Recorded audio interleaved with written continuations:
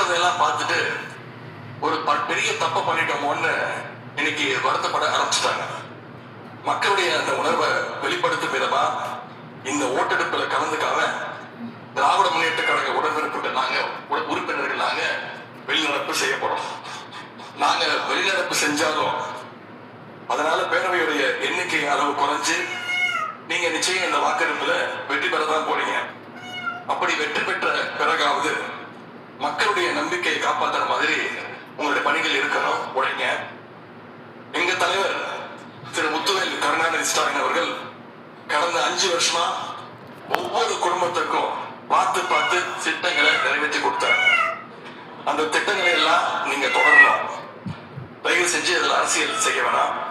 ஏன்னா இந்த மாசம் 15ஆம் தேதி கலைஞர் மகளிர் உரிமை தொகை 1,31,00,000 தாய்மார்கள் காத்துக்கிட்டு இருக்கிறாங்க. அந்த 1000 ரூபாய் வருமா அப்படின்னு காத்துக்கிட்டு இருக்கிறாங்க. அதே மாதிரி புதுவை பெண் திட்டம், தமிழ் புதுவன் திட்டங்கள்ல காலேஜ் போற ஸ்டூடெண்ட்ஸ் அவங்களுக்கு வர மாசம் வர கல்வி ஊக்கத்தொகை 7ஆம் தேதி கொடுத்துருக்கிறோம். இது வரைக்கும் வரல, அவங்களும் காத்துக்கிட்டு இருக்கிறாங்க. இப்ப ஸ்கூல் இருந்தாலும் ஜூன் 2ஆம் தேதி ஸ்கூல்ல ரீஓபன் பண்ண போறாங்க. அப்ப காலை உணவு திட்டத்துக்காக பள்ளி மாணவர்கள்லாம் காத்துக்கிட்டு இருக்கிறாங்க.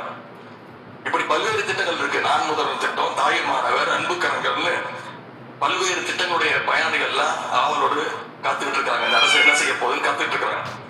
அதனால நம்ம கிட்ட கேட்டுக்கொள்றது, மாண்பு முதலமைச்சர் அவர்கள் பதவி ஏற்றதும் தன்னுடைய முதல் உரையில அவகாசம் வேணும்னு கேட்டீங்க.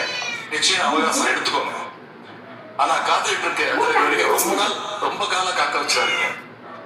அது மட்டும் இல்ல, தேர்தலுக்கு முன்னாடி பல கவர்ச்சியான வாக்குறுதிகளையும் நீங்க கொடுத்திருக்கிறீங்க. மக்கள் அதுவும் ஞாபகம் வச்சிருக்கிறாங்க.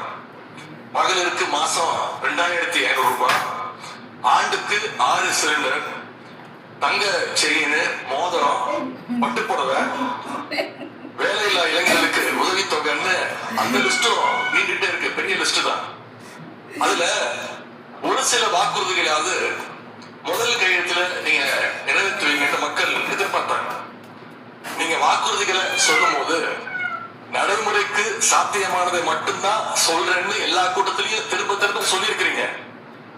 எனவே அதை விரைந்து செஞ்சு காட்டுங்க. இந்த நேரத்துல எங்க திராவிட